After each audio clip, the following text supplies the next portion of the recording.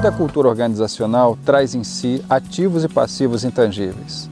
Os ativos intangíveis aumentam a promessa de entrega de valor futuro. Ou seja, elas competem para a realização da estratégia. Os passivos intangíveis destroem essa capacidade de entrega de valor futuro.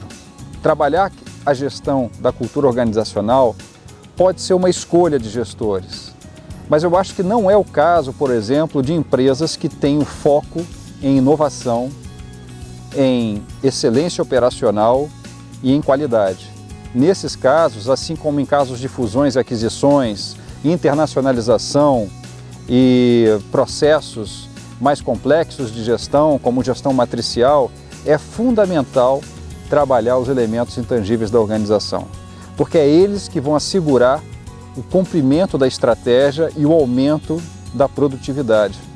Passivos intangíveis é tudo aquilo que drena a energia e o esforço das pessoas em realizarem com maestria aquilo que elas podem realizar, ou seja, eles impedem que as pessoas realizem o que precisa ser realizado no seu nível de competência máxima.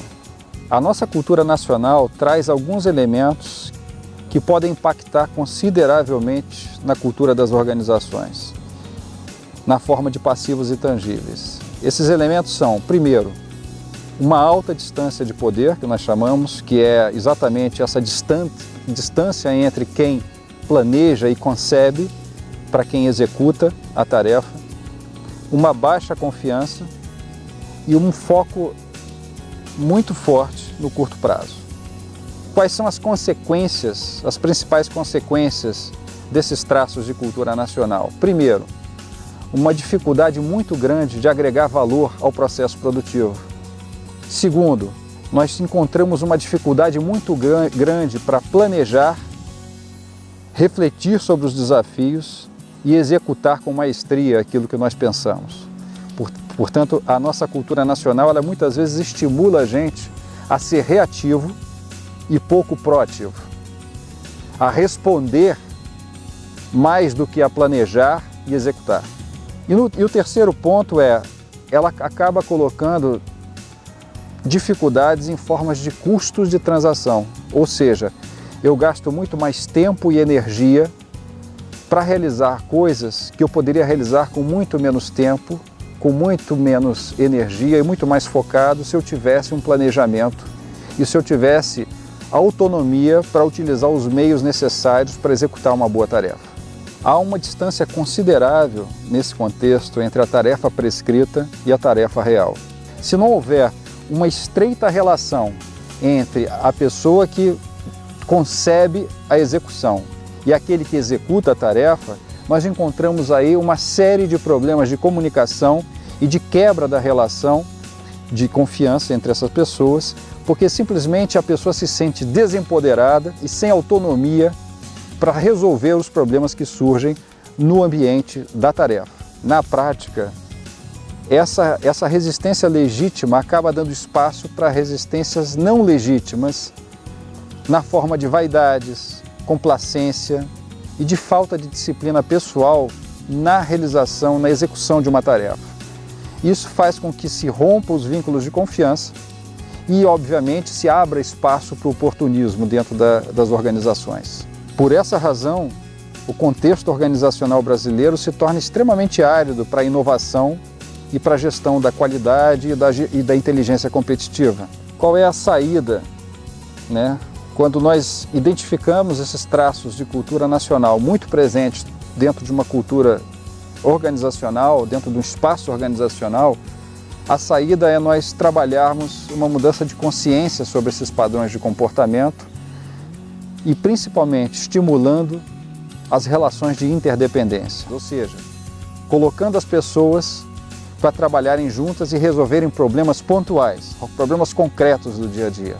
Gerindo cultura organizacional, eu consigo reforçar os vínculos dentro da organização, eu consigo trabalhar a confiança organizacional, eu consigo reduzir os custos de transação e reduzir a necessidade de controle e de monitoramento.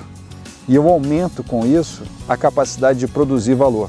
de uma maneira orquestrada, ou seja, eu consigo fazer com que todas as pessoas dentro de uma equipe, por exemplo, consigam estar focadas, com coração e mente, olhando para o mesmo objetivo, tentando resolver os mesmos problemas e oferecendo soluções. Então eu promovo uma soma de inteligência. Eu elimino a necessidade da autoridade parcialmente e consigo fazer com que as pessoas internalizem valores e princípios que precisam estar na mesa na hora da gente resolver problemas mais complexos.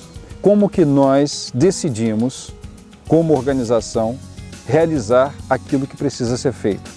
Que valores vão estar em jogo? Lembrando que valores sempre definem uma hierarquia de sacrifícios.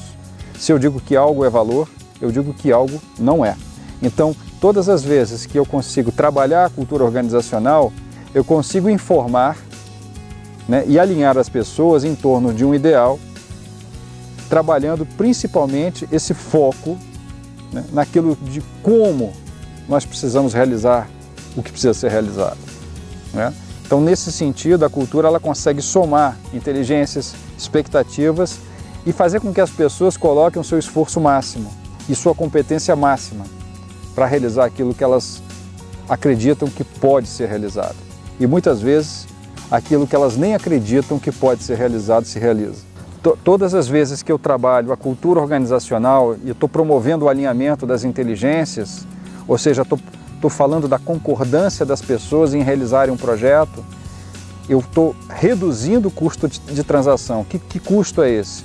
O custo do desalinhamento, o custo da falta de instrução sobre o que deve ser feito, o custo que muitas vezes a gente encontra nas organizações de pessoas realizando a mesma tarefa, aqui e ali, o custo das reuniões que não saem, que não se resolvem, das reuniões que são inconclusivas.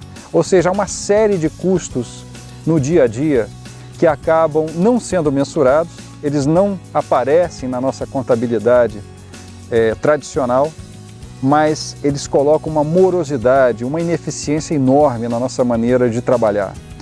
Nem sempre o que precisa ser feito está claro, nem sempre as pessoas conhecem claramente para onde a organização está indo e como ela decidiu caminhar até lá. Então, é necessário dizer o que precisa ser feito, para onde nós estamos indo e como nós estamos fazendo as coisas. E a cultura ela dá conta de trabalhar esses elementos, ou seja, quando nós trabalhamos cultura organizacional, nós estamos reduzindo a incerteza e aumentando a certeza sobre o que precisa ser feito, como precisa ser feito, de que forma isso precisa ser feito e qual é o meu papel, o meu protagonismo dentro desse projeto coletivo.